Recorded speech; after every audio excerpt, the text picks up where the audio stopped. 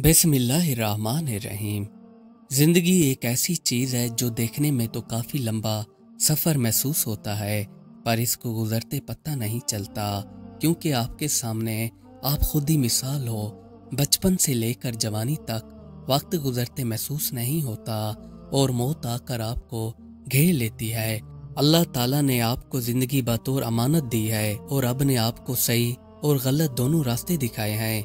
अगर आप गलत रास्ते को अपनाएंगे तो जहन्नम में जाएंगे, अगर सही रास्ते को अपनाएंगे तो जन्नत में जाएंगे। अल्लाह ताला किसी भी चीज़ को कुन कहते हैं तो वो हो जाती है। अल्लाह ताला को अपनी मखलूक से बहुत ज़्यादा प्यार है और अल्लाह ताला ने हमें सीधा रास्ता दिखाया है कि इस रास्ते पर चलें तो आप फलाह पा जाएंगे।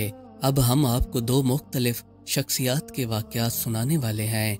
इनमें से पहला वाक़या रुस्तुम ज़मा गामा पहलवान का है। गामा पहलवान का नाम यकीनन आपने सुना होगा। अगर आपने इसके मुतालिक नहीं सुना तो हम आपको इसके मुतालिक बता देते हैं। गामा पहलवान का पूरा नाम गुलाम मोहम्मद बख्श भट्ट है। गामा पहलवान वो बंदा था जो किसी से भी शिकस्त नहीं खाता था। इसने अपना नाम दुनिया भर में मनवाया हुआ था। इन्होंने वर्ल्ड चैंपियन का मुकाबला भी जीता हुआ था, इसलिए इन्हें रुस्तुम ज़मा कहते हैं। गामा पहलवान कदीम फन पहलवानी के बानियों में से थे। गामा पहलवान ने अपने 50 साल करियर में 5000 मैच खेले और इनमें से एक भी नहीं हारे। पहलवानी की तारीख में ये वहद पहलवान है जिनको इनके 50 साल करियर में कभी भी शिकस्त नहीं हुई और आज भी ये रिकॉर्ड इनके नाम है।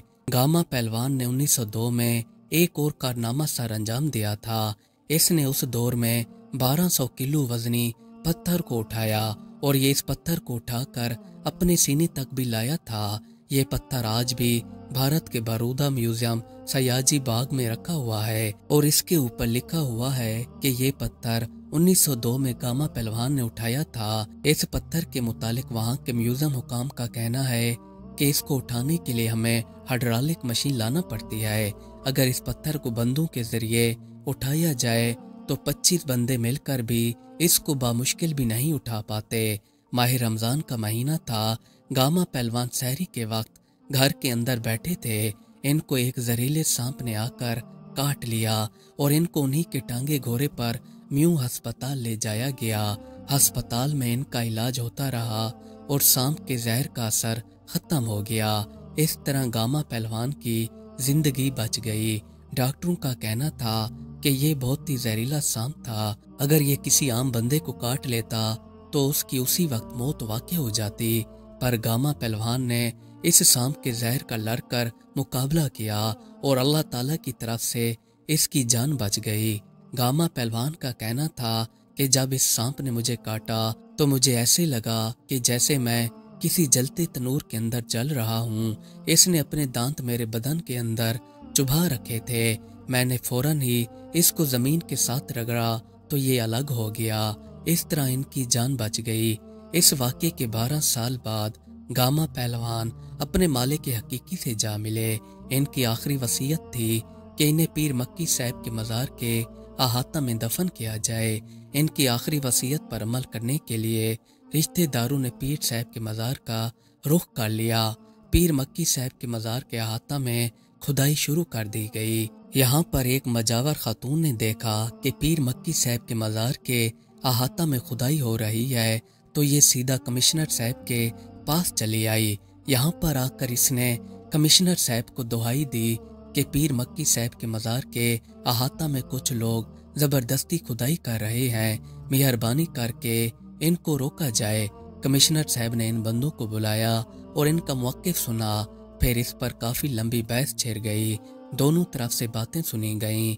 आखिरकार कमिश्नर साहब ने मजावर खातून के कहने पर खुदाई रुकवा दी। कमिश्नर की तरफ से इन लोगों को कब्र की खुदाई करने से मुकम्मल तौर पर रोक दिया गया। इसके बाद गामा पहलवान को जोगी खानदान के ज़ाती कब्रिस्तान में दफन किया गया।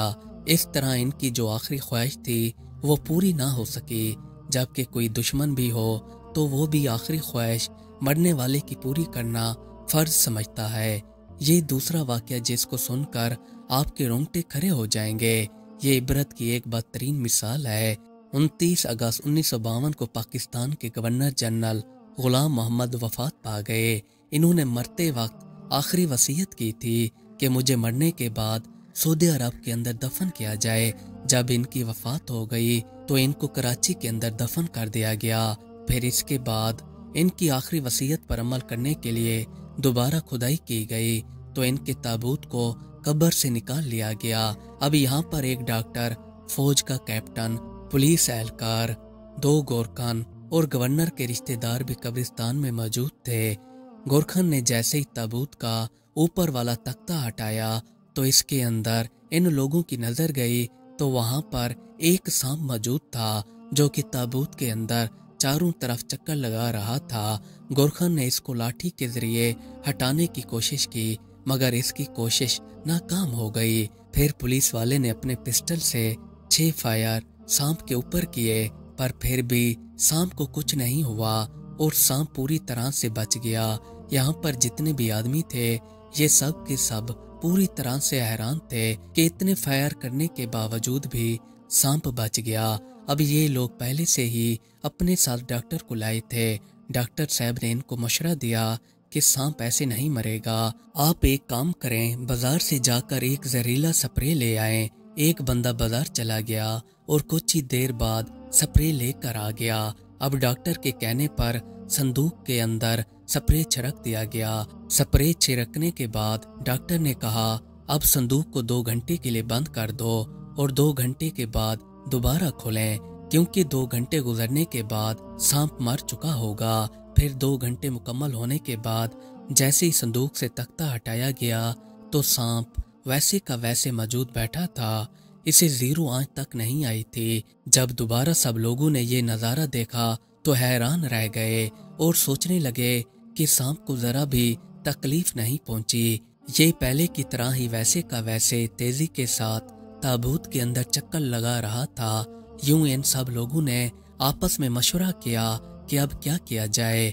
मशवरा करने के बाद इन सब लोगों ने आपस में यही तय किया कि जनरल साहब के ताबूत को दोबारा कब्र के अंदर रख दिया जाए।